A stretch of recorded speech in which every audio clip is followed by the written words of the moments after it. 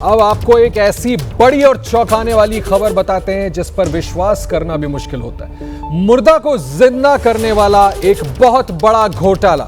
जी हां, ये सनसनीखेज खुलासा है अल फलाह यूनिवर्सिटी को लेकर जारी ईडी की जांच में।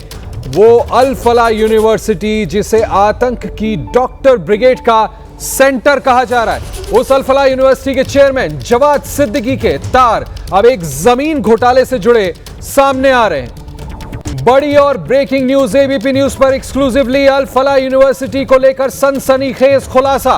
ईडी की जांच में जमीन सौदे को लेकर बड़ा खुलासा हुआ है। जमीन सौदे के लिए फर्जी जीपीए यानी जनरल पावर ऑफ अटॉर्नी का इस्तेमाल किया गया। ईडी सूत्र मरे हुए लोगों के नाम पर बनाई गई पावर ऑफ अटॉर्नी, ये सूत्रों से जानकारी मिली है। एनफोर्समेंट डायरेक्टरेट के पावर ऑफ अटॉर्नी के जरिए हड़पी गई जमीनें।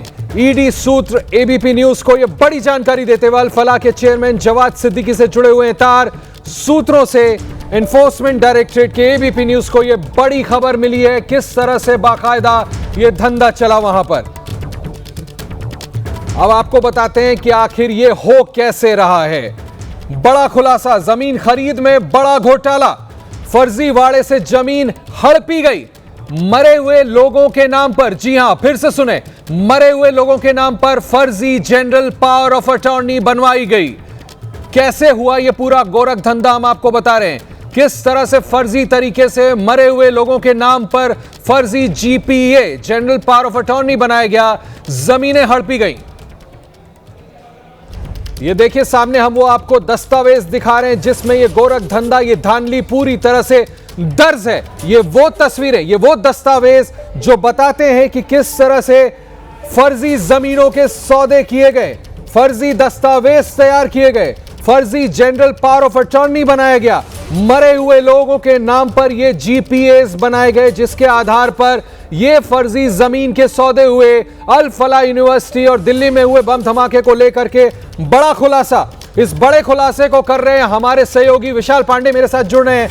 विशाल, चौंकाने वाली बातें, बड़ा खुलासा, बड़ी ब्रेकिंग खबर, और तफसील से बताइए इसके बारे में आप जानकारी दें प्लीज। देखिए आशीष, जब से अल फलाह यूनिवर्सिटी की जांच ईडी के हाथ में गई है उसके बाद लगातार एक के बाद एक खुलासे हो रहे हैं और अब ये जानकारी मिली है तरबिया एजुकेशन फाउंडेशन, जो कि जवाद से जुड़ी हुई फाउंडेशन है, उससे जुड़ा हुआ एक बड़ा जमीन घोटाला सामने आया है। मरे हुए व्यक्तियों के नाम पर जीपीए तैयार किया गया और जो व्यक्ति जिन्होंने 2004 में उस जीपीए पर साइन किए वो पहले ही मर चुके हैं, जिनकी जानकारी हमारे सामने आ रही है। जो मौत का रिकॉर्ड मिला है, 1972 में नाथू की मौत हो गई, 1991 में हरबंस सिंह की मौत हो गई, 93 में हरकेश की मौत हुई, 1998 में शिवदयाल की मौत हुई और 1998 में ही जयराम की मौत हुई। और ये मरे हुए व्यक्तियों ने 2004 में ये जीपीए पर साइन किया है, यानी ये फर्जी तरीके से सारे डॉक्यूमेंट्स तैयार किए गए। और 2004 में जो जीपीए तैयार हुआ, विनोद कुमार नाम के व्यक्ति ने इस जीपीए को आगे चलकर साल 2013 में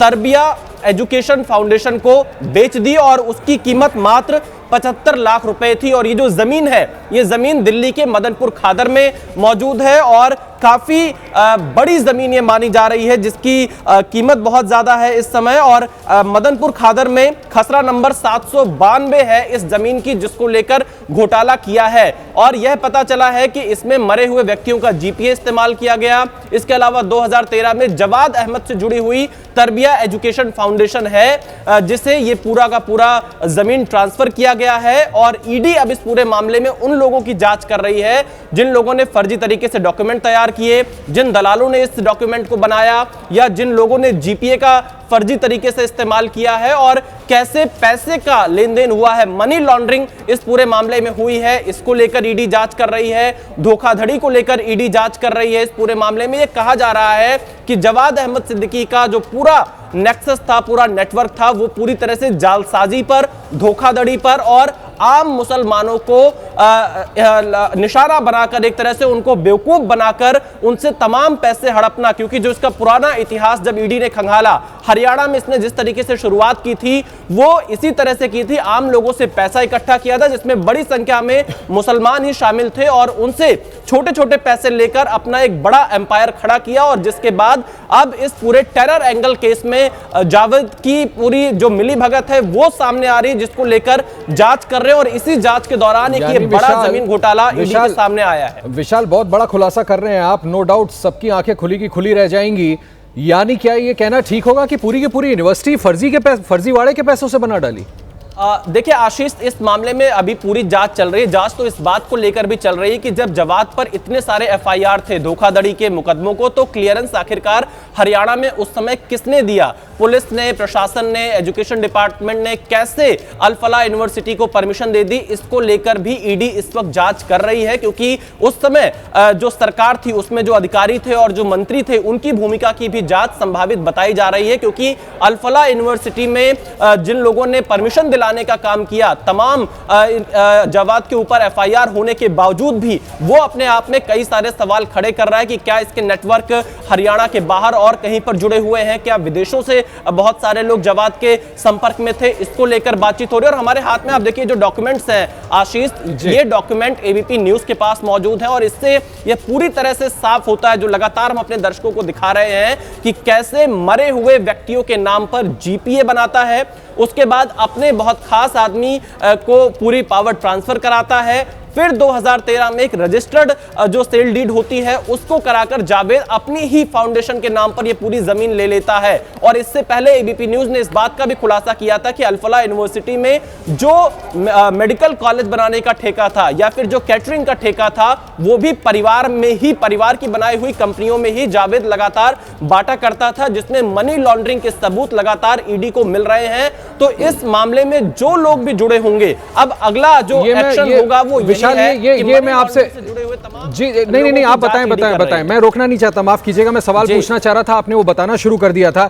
जनरल पावर ऑफ अटॉर्नी की आपने बात कही, ये जांच अब आगे कैसे बढ़ेगी ताकि हर उस व्यक्ति को पकड़ा जाए, हर उस व्यक्ति के खिलाफ सजा मुकर्रर की जाए जो इसमें शामिल रहा? जांच कैसे आगे बढ़ेगी विशाल? देखिए, अगर इस पूरे फर्जीवाड़े को देखें जिसका खुलासा हम कर रहे हैं, तो तरबिया एजुकेशन फाउंडेशन ही इसका अंतिम लाभार्थी है। और जब तरबिया एजुकेशन फाउंडेशन की डिटेल्स हम देखते हैं तो वो जवाद से जुड़ी हुई, जो कि अल-फलाह का मालिक है।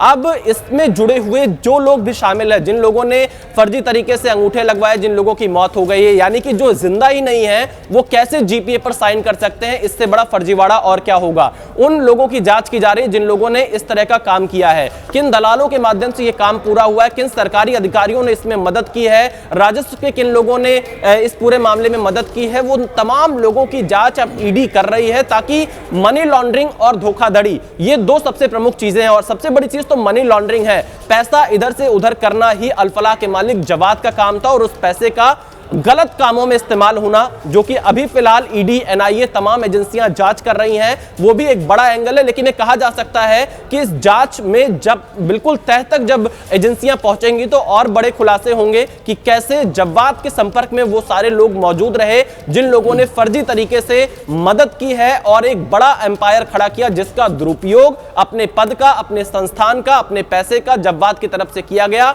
और अब देश विरोधी गतिविधियों में जो तमाम चीजें सामने आ रही है उसको जोड़ते हुए एजेंसियां जांच कर रही हैं। आशीष, ठीक है विशाल, बहुत बहुत शुक्रिया, इतनी बड़ी खबर आपने ब्रेक की है। इस खबर से जुड़ी हर खबर पर लगातार एबीपी न्यूज की नजर बनी रहेगी। और ऐसे नहीं कहा जाता, जिस मुल्क में रहते हैं कम से कम उसके खिलाफ इस तरह की साजिश करने का जमीर कुछ लोगों का कैसे गवाही देता है, यह बड़ा प्रश्न चिन्ह। विशाल की बड़ी खबर जो एबीपी न्यूज पर हमने दिखाई।